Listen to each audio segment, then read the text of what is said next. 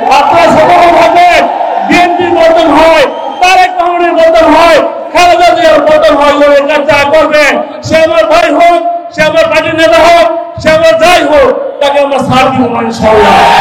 দুঃসময়ে যারা বিএনপির পাশে ছিল, দুঃসময়ে তারেক রহমানের আহ্বানে যারা সাড়া দিয়ে বিএনপির পাশে থেকে কাজ করেছে শেখ হাসিনাকে দেশ থেকে তাড়ানোর জন্য, আমরা সেই বন্ধুদেরকে সামনে এগিয়ে নিয়ে যেতে চাই। যারা দুঃসময়ে পার্টির সময় ছিল না, যারা মুনাফি করেছে, যারা বিএনপি করেছে, যাতে আওয়ামী লীগের সাথে যোগাযোগ করেছে, ওই ধরনের গ্রেপ্তার, ওই ধরনের বেইমানগুলোকে আমরা পার্টিতে রাখতে চাই না। দুঃসময়ের 100 কর্মীর চেয়ে এখন 1000 কর্মীর চেয়ে দুঃসময়ের একজন কর্মী অনেক উত্তম।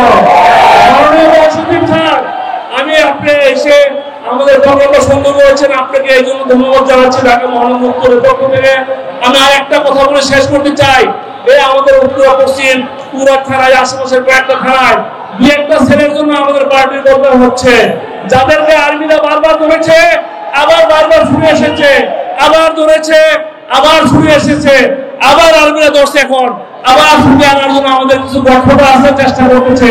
নির্বাচনের পূর্বে তারেক রহমান আমার সাথে কথা বলেছে ফোনের মাধ্যমে, বলছে সর্বোচ্চ ত্যাগ স্বীকার করেন, ইনশাআল্লাহ সুদিন আসবে। তারেক রহমানের কথায় আমি উজ্জীবিত হয়ে আমি সর্বাত্মক চেষ্টা করেছি। আমার আহ্বায়ক আমিনুল হক সাহেব, উনি জেলে ছিল, ডিবি অত্যাচারের নির্যাতনের অতিষ্ঠ হয়ে উনি কিন্তু অনেক কষ্ট করেছে, ডিবি হাজতে ছিল, সার্বক্ষণিক আমার সাথে যোগাযোগ করেছে। আমি ঢাকা মহানগরের প্রতিটি এলাকায় আমি সবার সাথে যোগাযোগ রক্ষা করার চেষ্টা করছি, আমার সাধ্য মতো আমি চেষ্টা করছি।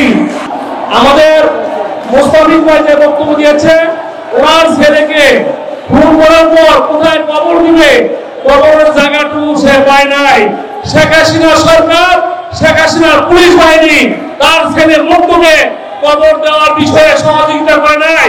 আমি জানতে পেরে আমার সামনে এসে আমাদের বিএনপির তুরাক থানার যুগ্ম আহ্বায়ক জহিরকে আমি ফোন করছি, ও শফিক দাঁড়িয়েছে, তাকে আমি ফোন করেছিলাম, বলছি মুগ্ধকে কবর দেওয়া যাচ্ছে না, তোমাদের পারিবারিক কবরে দেওয়া যায় কিনা একটু চেষ্টা করে দেখো।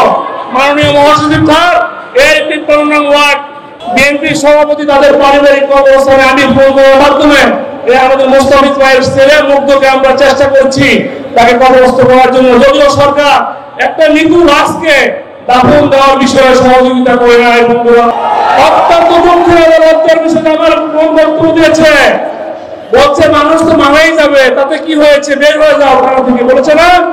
আমরা তাদের ঘৃণা করি শেখ হাসিনার সেই পুলিশগুলোকে, তারা যদি বাংলাদেশের কোথাও থাকে তাদেরকে ধরে এনে বিচারের আওতায় আনা উচিত। আমি বিশ্বাস করি প্রচন্ড বৃষ্টি ছিল, আসছেন প্রচন্ড বৃষ্টির মধ্যে, আপনার মুষলধারে বৃষ্টির মধ্যে এই দীর্ঘক্ষণ করতেছেন আমাদের ঢাকা মহানগর সকল যোগ্য হাবেদের ধন্যবাদ জানাচ্ছি। আমরা সবাই মিলে একটা সুন্দর প্রোগ্রাম করতে পেরেছি। আমি বলতে চাই, আপনারা যারা দীর্ঘক্ষণ এই মুষলধারা বৃষ্টির মধ্যে থেকেও এখন পর্যন্ত আছেন, আপনারা হচ্ছেন অ্যাকচুয়াল বিএনপি, আপনারা সত্যিকারের বিএনপি, আপনারা খানি শোনা। আপনারা সবাইকে ধন্যবাদ জানিয়ে মাননীয় নেতা স্যার, আপনি আবারও ঢাকা মহানগর উত্তরের পক্ষ থেকে বিশেষ ধন্যবাদ জানিয়ে আমার বক্তব্য শেষ করছি। খোদা হাফেজ। বাংলাদেশ জিন্দাবাদ, খালেদা জিয়া জিন্দাবাদ, আমাদের তারেক রহমান জিন্দাবাদ।